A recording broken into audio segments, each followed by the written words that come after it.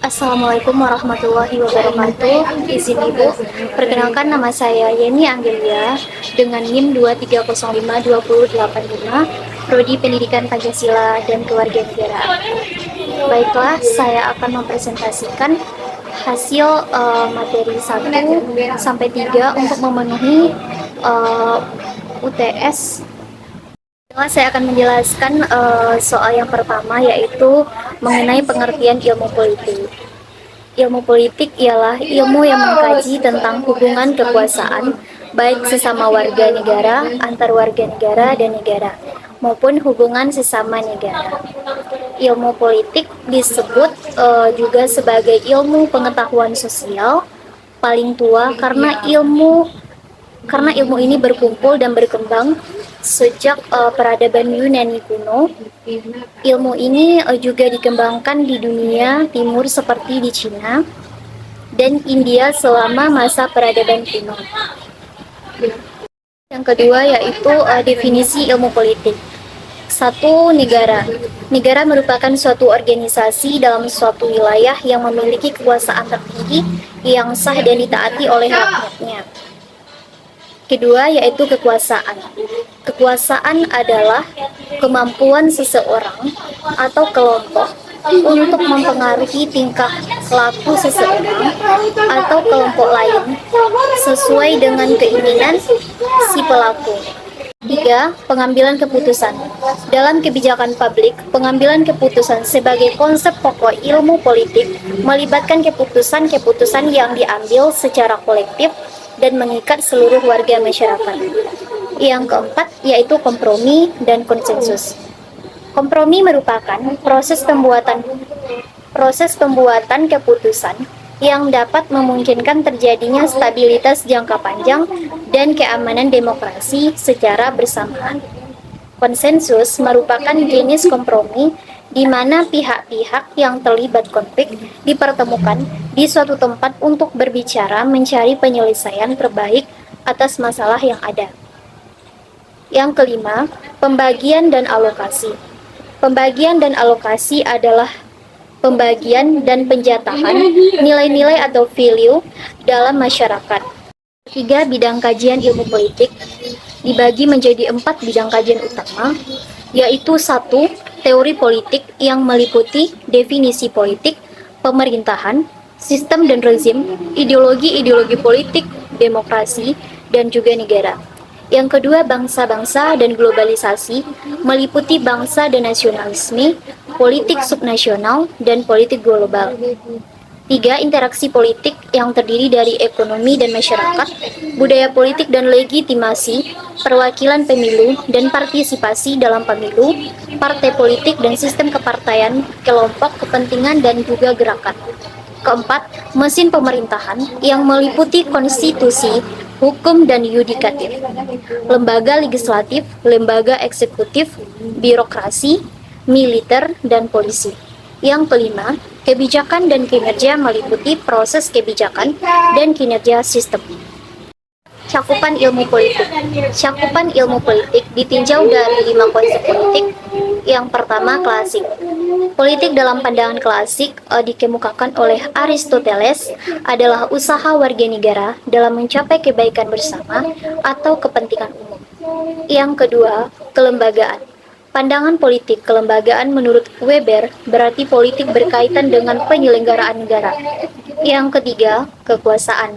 Kekuasaan adalah kemampuan mempengaruhi orang lain untuk berperilaku sesuai dengan kehendak yang mempengaruhi. Yang keempat, fungsionalisme. Politik dalam pandangan ini berarti merumuskan dan melaksanakan kebijakan umum, artinya alokasi nilai-nilai berdasarkan kewenangan mengikat suatu masyarakat. Yang kelima, konflik. Dalam mendapatkan kekuasaan selalu terjadi perbedaan pendapat, perdebatan, persaingan, bahkan pertentangan, maka lahirlah konflik. Pandangan ini selalu menekankan aspek konflik, padahal dalam politik ada juga konsensus, kerjasama, maupun integrasi. Tentang konsep-konsep politik, yang pertama, masyarakat. Masyarakat merupakan salah satu bentuk asosiasi yang mencakup semua hubungan dan kelompok di dalam suatu wilayah. Yang kedua, negara. Menurut Andrew Hewitt, dalam bukunya Politics mencoba merangkum 5 ciri negara, yaitu 1. Memiliki kedaulatan, 2. Pengakuan sebagai institusi publik, 3. Memiliki kekuasaan yang sah atau legitimate, 4.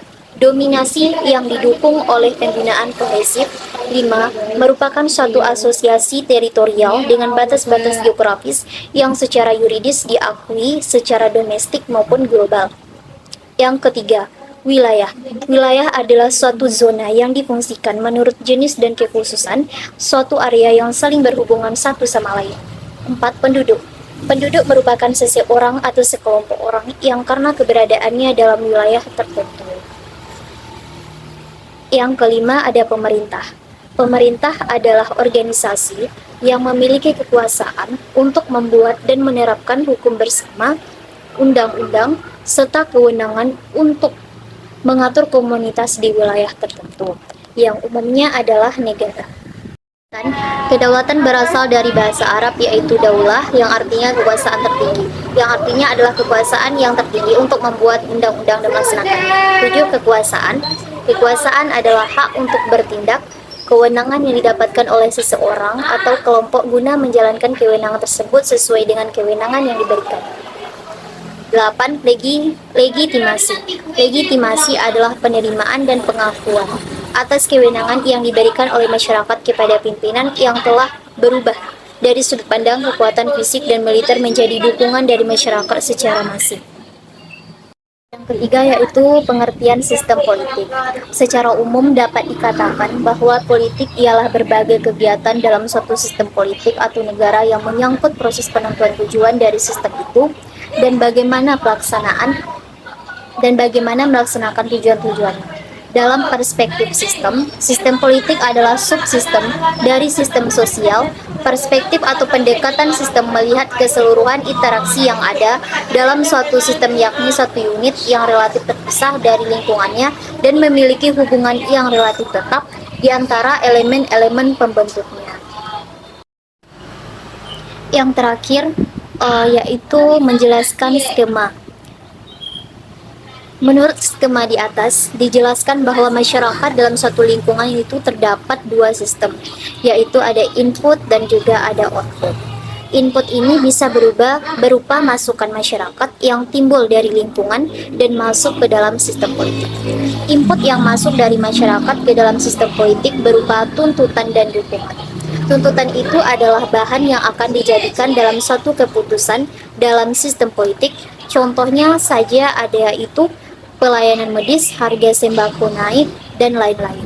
Sedangkan dukungan yaitu bagaimana cara untuk mewujudkan sebuah keputusan tersebut. Dukungan bisa saja berupa menyetujui atau menolak. Kemudian setelah tuntutan dan dukungan masuk ke dalam sistem politik dan menghasilkan output terdiri dari keputusan dan tindakan. Dan setelah menghasilkan suatu keputusan dan tindakan, output ini akan memberikan umpan balik atau feedback kepada input. Feedback di sini yang dihasilkan sesuai dengan tuntutan dan dukungan. Dan proses ini akan berjalan seperti itu terus. Oke, sampai di sini presentasi saya. Saya ucapkan terima kasih. Assalamualaikum warahmatullahi wabarakatuh.